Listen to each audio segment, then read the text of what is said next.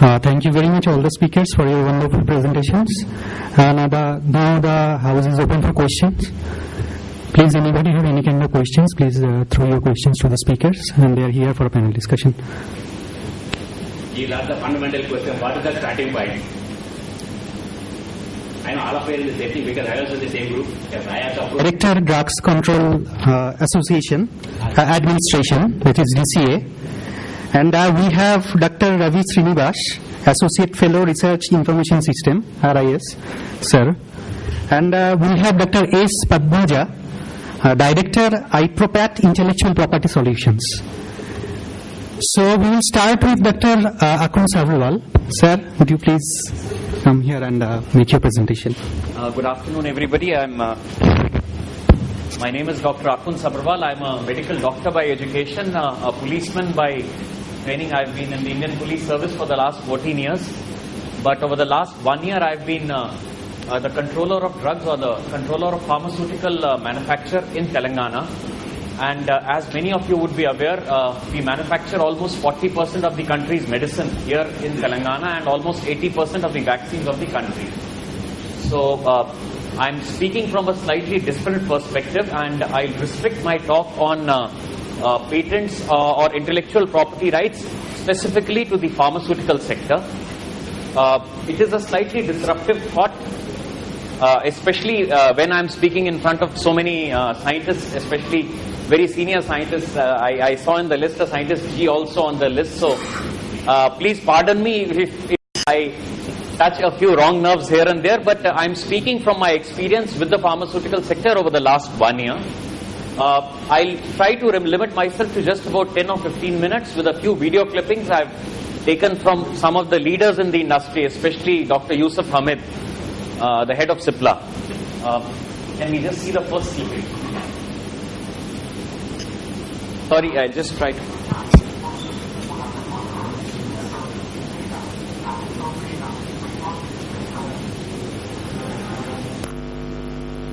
Sorry with the audio here.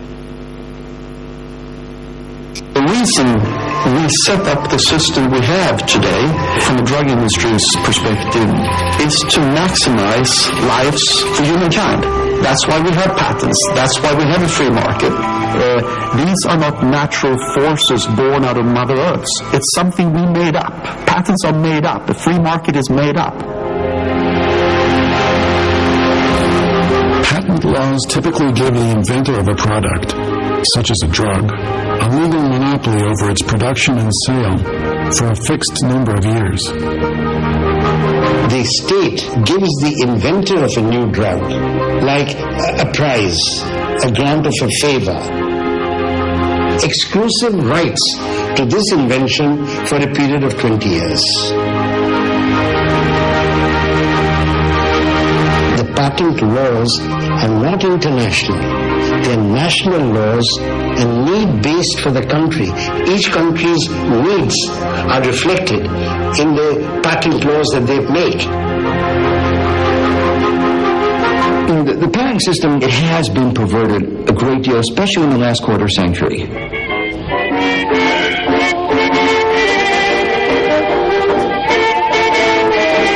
We make them because we believe when they are appropriately designed, they will promote innovation and societal well-being. But when they're not appropriately designed, they will result in people dying, and it will result in a suppression of innovation. And it's happened over and over again. I always give the example of the first drug for AIDS, AZT.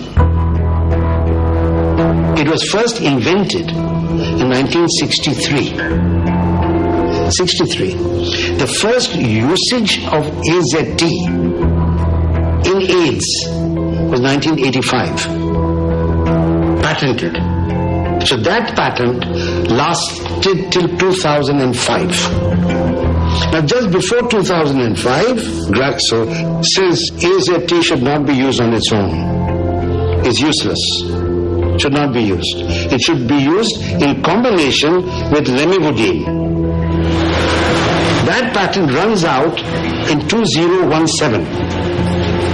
That means directly and indirectly, AZT, the first antiretroviral drug, invented in 1963, has been covered under monopoly for 54 years. Is that what patenting is all about?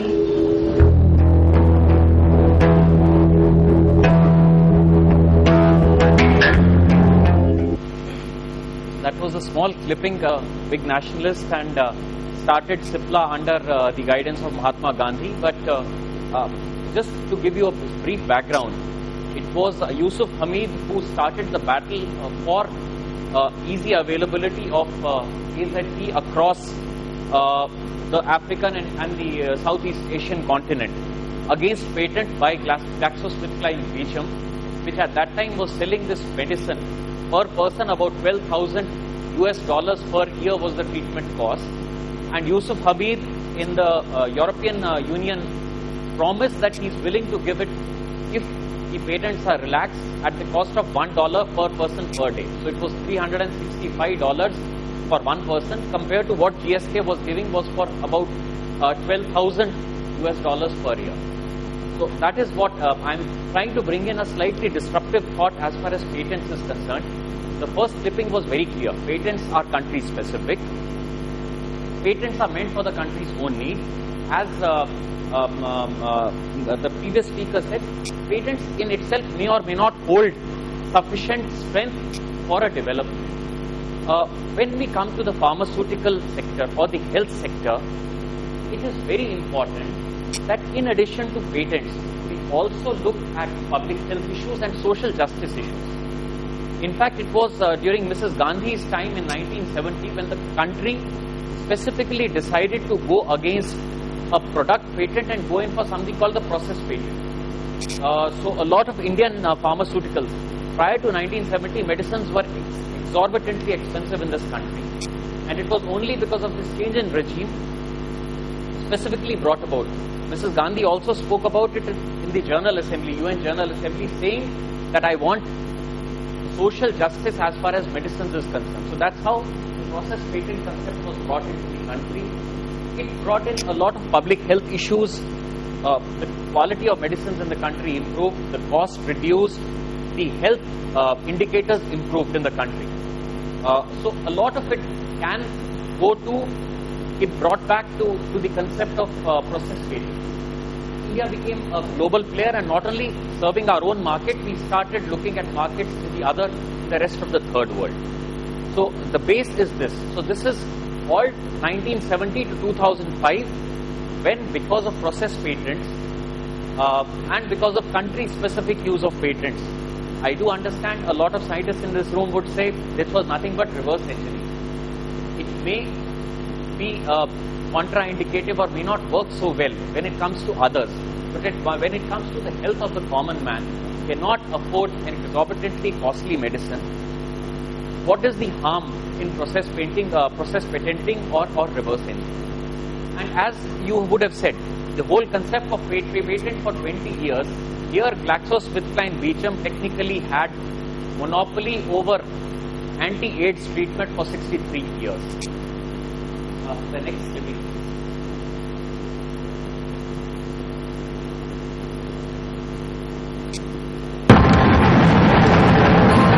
Brand and pharmaceuticals had for decades been the most profitable business on earth, even though the industry made almost all its money in rich Western countries, with half of all revenue coming from the United States alone, while Africa was only of marginal interest as a market. The drug industry feared that relaxing its patent monopolies in the poorest countries could set a bad precedent, one which might threaten future profit margins in major emerging markets like China and India. That was a small clipping from E&Y's. It's a private researcher, Ernst & Young's research, that the first world is trying not to insist on patents in the rest of the world because of anything else, but because of the fear of India and China. In pharmaceutical sector, you see they make most of their 90% of their profits from the first world, Europe, America and Australia. For a continent like Australia, it's just 1% of their profits that come from Africa as the continent as a whole. But this E&Y report says that the reason why big pharmaceutical players are insisting on patents is because they are not afraid of Africa or afraid of Thailand or Brazil. They are afraid of India and China. And that is why this kind of a restrictive patent regime. So when we come on to the next topic, which maybe my speakers who are better versed, I'm a regulator. When Dr. Parmanda or Dr. Srinivas speak, they'll be able to go at detail. But when we talk of WTO TRIPS, the 2005 agreement, trade is technically meant that there is a free flow of everything. And TRIPS is imposing trade restrictive policies. So I don't know how, when we talk of patents, the two can go hand in hand. On one hand we say, जहाँ से सस्ता मिले वहाँ से आए. दूसरी तरफ हम बोलते हैं, इसका पेटेंट है तो यही लाएगा, 20 साल के लिए लाएगा, 40 साल के लिए लाएगा, 63 years के लिए लाएगा. The two don't go together, at least in the pharmaceutical world. I am not a competent authority to speak on anything else, but in the pharmaceutical world, open trade and restrictive practices under the garb of intellectual property rights don't go along. It's nothing but monopolizing medicine with a malice. They just don't want the poor countries or the poor people to have access to medicine for the fear that somebody in India or China will take away their profits 30 or 40 years down the line. So except for India exerting itself during the Doha Declaration, and also recently when I was a member of the Indian delegation at the WTO talks, along with our Commerce Secretary, to discuss a few issues, that is the time when we insisted that the so-called TRIPS agreement is nothing but monopolizing medicine with a malice against India and China.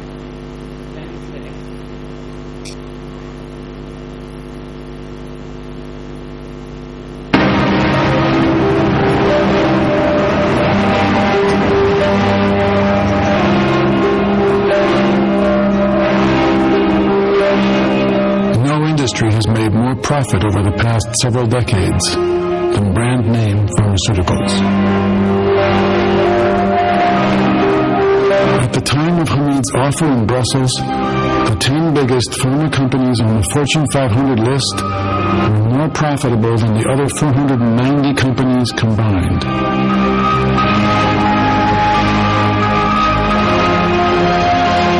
These companies spend far more money on advertising and marketing than they do on R&D.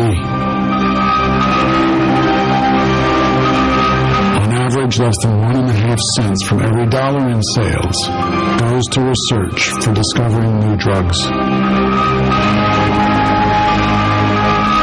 The pharmaceutical industry pretends that it's spending all of its money on research and development, but in fact, vast amounts of that money is spent on its sales force, vast amount of that money is spent on dividends to shareholders, vast amounts of money are spent to entertaining doctors and on huge salaries to the heads of the companies, and it's all coming off the backs of the people who buy these drugs.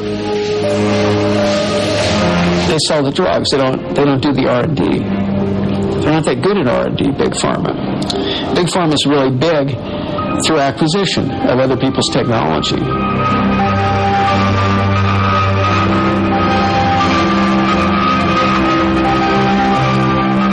84% of worldwide research for drug discovery is funded by government and public sources. Pharmaceutical companies fund just 12% of such research.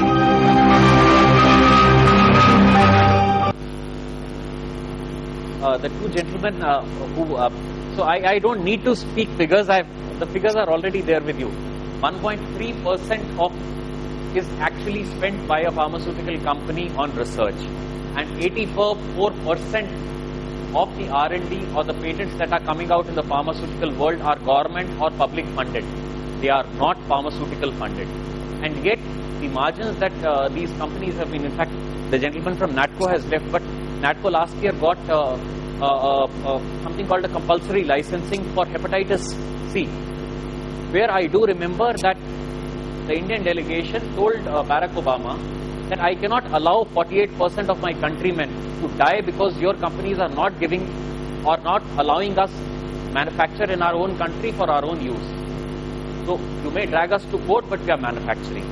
So when that kind of a pressure was put on the US administration, that is the time when companies like Roche and others allowed NATCO and Cipla to manufacture hepatitis C medicines in India and for the third world. Otherwise, we were having a spurt of liver-related issues in this country with medicines which were exorbitantly expensive.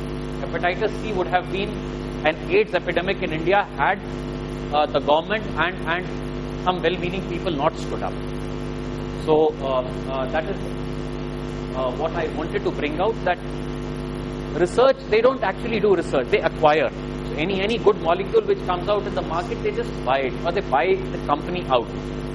So it's not Pfizer, Roche, and the slide and the presentation this from P&Y very clearly stated that most of it is through acquisitions. It is not through new discovery, and most of their expenditure is on advertising and marketing and freebies for the doctors and not patient related. So I guess I do agree that intellectual property rights or patents would lead to innovation, yes. But I would like to say that 84% of it happens still without that. The people who are there in the government sector or in public funding agencies don't take that. Even if in a small measure I do accept that these pharmaceutical companies or these big players are actually innovating, should we allow them that kind of a patent monopoly to make profits at a huge extent at the cost of lives in the third world?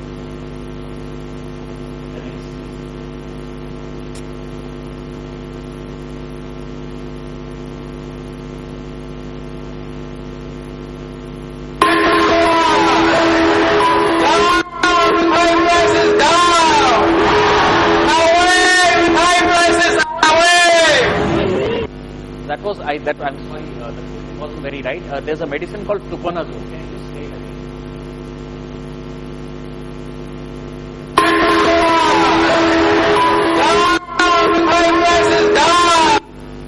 Okay, in 2000, higher sales of fluconazole were 1 billion per year with a price of $40 per tablet. It was beyond the reach of any common man. Fluconazole was the alternative to AZT in 2000 for AIDS treatment. The cost of one tablet was just equivalent to a weekly wage of any one person in South Africa. And South Africa is one of the more advanced countries in the African continent. And what you hear in the background is the protest against fluconazole being charged so high by Pfizer.